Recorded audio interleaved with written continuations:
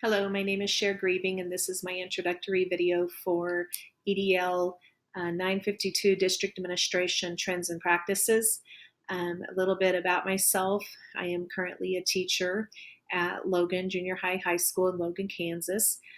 After earning my elementary education degree from Fort Hays back in 1992, my first job opportunity was at Logan, the school where I had graduated high school from, as elementary music teacher. So I took that opportunity and was the music teacher for 10 years. After that, I decided to pursue my master's in special education, and I became the junior high school special education teacher at Logan for the next, until current.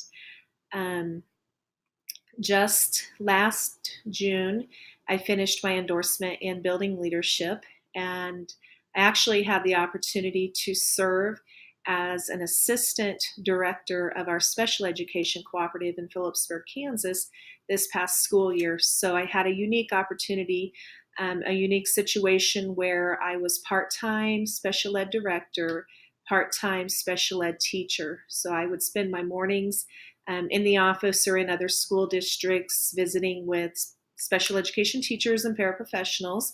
And then at noon, I would return back to Logan and switch out hats and become the teacher for the afternoon. I also coach, and I am the junior high athletic director at Logan. My reflection for this video is going to be about USD 326 Logan, even though I feel like I could answer a lot of these questions and give you information about our special ed co-op.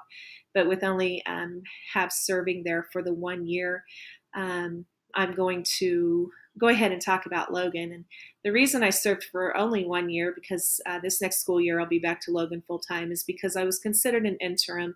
And that means that our current assistant director had to go serve as a school psychologist in another school. And so they hired me to do his job while he was serving in that capacity. So we are now back to normal, and my future goal is to become an administrator of the special ed co-op. You need your building leadership license to do the assistant director, and your district leadership license to serve as the director of that special ed co-op. So back to Logan, our mission statement includes that students will become lifelong learners while recognizing the importance of relevancy in whatever they are doing, and developing positive working relationships. I've had the privilege to serve on our KISA accreditation team for the past 3 years at Logan, and I believe that while serving on this committee, I have gained valuable information about the educational process as a whole, and then also what it means to be as a leader or administrator in that capacity, while communicating and collaborating with other teachers, the goal of your school through this new accreditation process. Two of our goals through KISA accreditation, of course, relationships and relevance, but to clearly identify those goals, while working with our Board of Education, we decided that one of our main goals is to develop students who will think and reason and work collaboratively and communicate effectively. We also are focusing on teachers who are nurturing students to do their best, acting as professionals and our learners themselves, and always working to better themselves. And then administrators who will lead with integrity, listen and respond, nurture and serve others.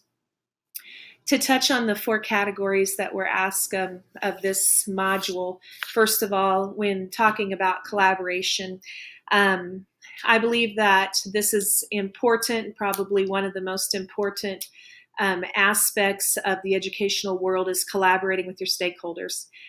We are a very small 1A school in Western Kansas with only 51 or 52 students, 7 through 12. And the way that we are going to continue to operate is by having buy-in from our stakeholders. And those stakeholders are your students and their parents and their families, your businesses, your community members. And ways that we can do this is, first of all, to communicate and collaborate with your stakeholders is by using your school website. That's a tool that's very accessible, easily accessible, and should be in all homes. We, of course, still do one face-to-face parent-teacher conferences, but we also work and encourage teachers to email, or encourage parents to email us, encourage community members to email us, or come to the school and watch what's going on. We have advisory committees that work with some of our project-based curriculums. Some of our pathways have advisory committees made up of community members, parents, and businesses. And we also have our site council, which is now up and running, that has one of or two of each of these stakeholders involved. And kindergarten readiness for those new parents, those new families that aren't quite, haven't been introduced to our school and who we are. And kindergarten readiness is a great tool to work and to use for collaboration. Data analysis. Our goal is to have a curriculum that is defined, relevant, standards-based, project-based. They support our practices. Again, a curriculum that is relevant. And of course, I've said that with relevancy being one of our KISA goals, we could just keep doing the same thing over and over, and we know that that is not productive, and that does not create students who are buying into their everyday learning. And so our administration, principal, and superintendent have really pushed for us to take a long, hard look at our curriculum and make sure that it is relevant and turn it into more project-based, accessible. We also want to concentrate on assessments that are aligned with our standards. They monitor student achievement and progress, assessments that monitor educational programs and monitor the effectiveness of those educational programs. Again, not just doing the same thing over and over, but taking a hold of some of this new curriculum and project-based lessons that are available to us and making them meaningful and relevant to our students. As for evaluations, our school uses the McCrell model. Of course, everybody's familiar with that in the 3-year cycle. I even got to do a little of that as with my position as the assistant director of SPED.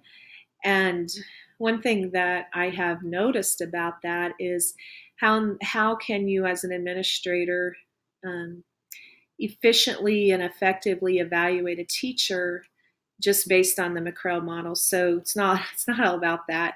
However, I will say our administration does a very good job of using the walkthrough tool, and they are in the classroom and they are providing immediate feedback with that walkthrough tool. And that is very helpful to the teachers. And it's just nice to have them in your classroom. And they're in our classrooms at least once a week, if not twice a week. Outside of the 3-year cycle for evaluations, our administration does a nice job of providing mentoring and coaching and encouragement and opportunities for growth, and also professional learning opportunities. Sustainability, of course, to me, that's all about growth and numbers. Like I've said, Logan is not growing at this time. We are very small, maybe 50 kids, 7 through 12. With this reality in mind, our focus, our staff and our administration and all of our stakeholders, is that we are going to focus our attention on each individual student, help them to become lifelong learners and productive citizens. Small schools are not always about a sign of decline or threat of closing the doors. We are looking at this opportunity to help us in the students having experiences beyond high school and a plan beyond high school that involves them knowing the importance of relationships. Thank you.